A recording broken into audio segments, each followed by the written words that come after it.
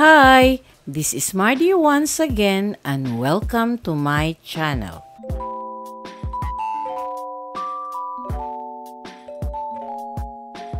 Hello mga kababayan! Welcome back to At Home with Mardy.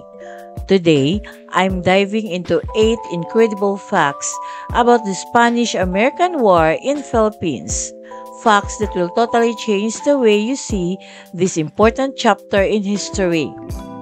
Did you know this war wasn't just about Spain and America? It completely reshaped the fate of the Filipino people. And hey, before we jump in, don't forget to smash that like button, subscribe, and hit the notification bell so you never miss an epic history deep dive like this. Plus, drop a comment below. Which fact shocks you the most, or what else do you want to learn about? So, let's get started! If you are new to my YouTube channel, please don't forget to like, comment, and subscribe. At para updated kayo sa mga susunod kong videos, please click the bell notification below. At sana po, don't skip the ads and please watch until the end of my video. Number 1. Outbreak of War on April of 1898. The Spanish-American War began in April of 1898, mainly due to United States support for Cuban independence from Spanish rule. For years, Cubans had been fighting for their freedom, and reports of Spanish brutality stirred strong sympathy in the U.S. The explosion of the American battleship USS Maine in Havana Harbor in February of 1898 further increased tensions and led to calls for war, even though the cause of the explosion was unclear. On April 25, 1898, the U.S. officially declared war on Spain. Although the main conflict was centered around Cuba, the war quickly spread to other Spanish colonies. The Philippines, located in the Southeast Asia, became a key target because of its strategic position in the Pacific. Capturing the islands would weaken Spain's global empire and give the U.S. greater influence in the region.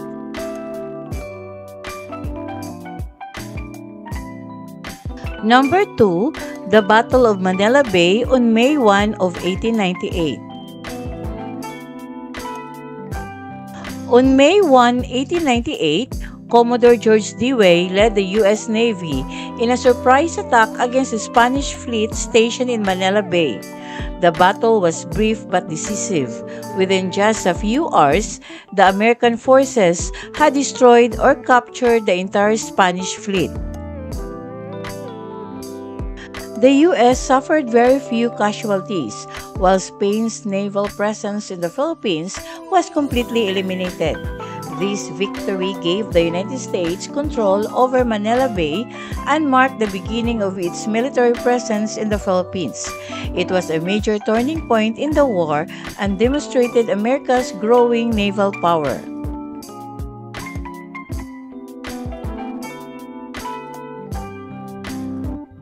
Number 3. Collaboration with Filipino rebels.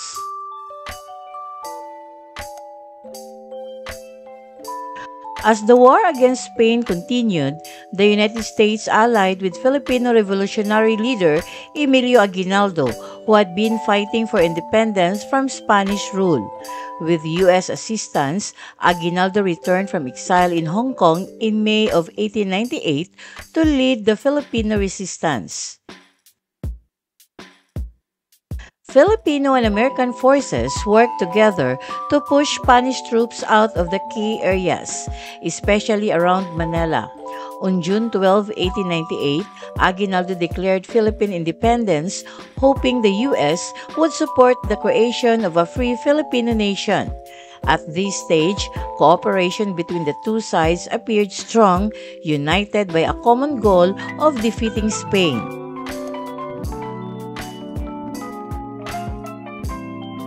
Number 4. Capture of Manila in August 13, 1898.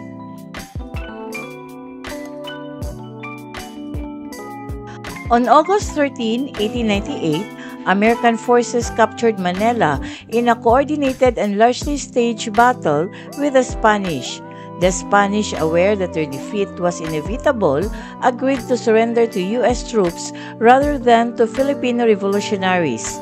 As a result, Filipino forces who had helped fight the Spanish were deliberately kept out of the city.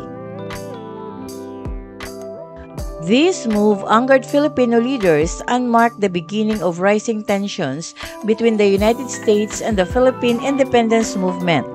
The exclusion signaled the U.S. might have its own plans for the islands, separate from supporting Filipino self-rule.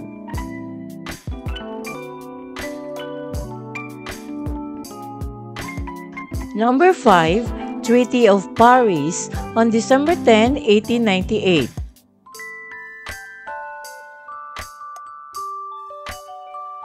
The Spanish-American War formally ended with the Treaty of Paris, signed on December 10, 1898. Under the terms of the treaty, Spain gave up its claims to Cuba and ceded its remaining colonies, Puerto Rico, Guam, and the Philippines, to the United States. In exchange, the U.S. agreed to pay Spain $20 million for the Philippines. Importantly, no Filipino representatives were included in the negotiations, even though Filipino revolutionaries had been instrumental in fighting against Spanish rule.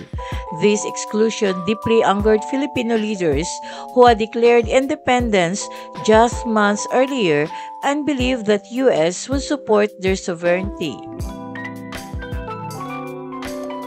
Instead of gaining freedom, the Philippines was transferred from one colonial power to another.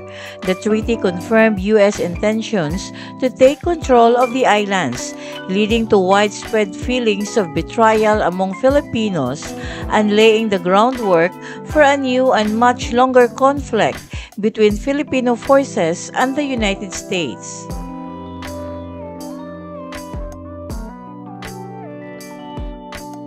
Number 6 leads to the Philippine-American War from 1899 to 1902. Tensions between Filipino independence fighters and American forces quickly escalated after the Treaty of Paris, erupting into open conflict in February of 1899. Led by Emilio Aguinaldo, Filipino troops resisted U.S. efforts to establish control over the islands, determined to defend their newly declared independence. What followed was a brutal and protracted war, marked by fierce fighting, guerrilla tactics, and significant destruction. The conflict caused heavy casualties, including many civilian deaths, as the U.S. military sought to suppress the Filipino resistance. This war profoundly shaped the future of the Philippines and its relationship with the United States.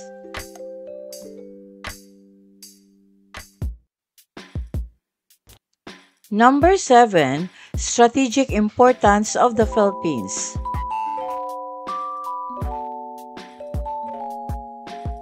The United States saw the Philippines as a crucial foothold in Asia, serving as a gateway to the vast and lucrative markets of China and the rest of East Asia.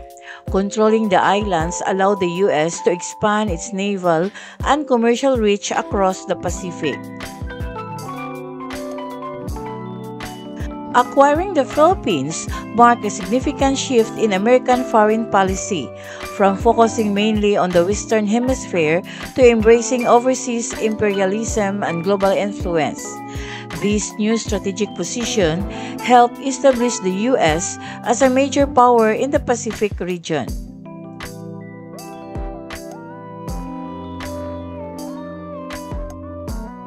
Number 8.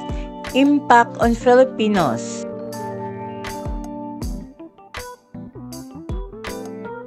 Although Spanish colonial rule officially ended with the conclusion of the Spanish-American War, the Filipino people did not achieve the independence they had long sought. Instead, the Philippines came under American control, beginning a new era of colonial rule that lasted for over 40 years. This change brought mixed consequences for Filipinos. On one hand, American administration introduced new systems in education, governance, and infrastructure. On the other hand, many Filipinos resisted foreign domination, viewing American rule as just another form of colonial oppression. The bitter conflict during the Philippine-American War highlighted this struggle. The legacy of these events profoundly shaped U.S.-Philippine relations, as well as the Filipino national identity. It fueled persistent and determined movement for full independence, which would not be realized until after World War II. The period also left lasting impacts on the political, social, and economic development of the Philippines. Hello again mga kababayan! Now that we've explored this important chapter in history, I want to hear from you. What do you think were the biggest effects of American involvement in the Philippines, both good and bad? Drop your thoughts in the comments below and let's start a conversation. Don't forget to like and subscribe if you want more deep dives like this. Daghang salamat! Thank you very much for watching. And according to Viola Davis, all dreams are within reach. All you have to do is keep moving towards them. Shout out and thanks to the comment of Lathrell Bailey and Angelo Jello Aguilar. Maraming salamat po. Special thanks to my sources from Google,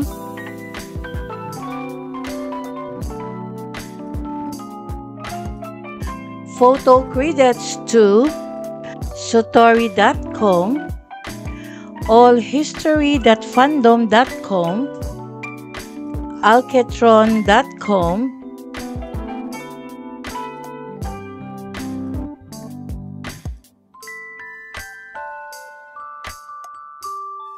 Biography.com, PinoyAbroad.ca, Kahimyang.com, resourcesforhistoryteachers.pbworks.com, Britannica.com, and historynavy.mil. And inspirational quote credits to prevention.com.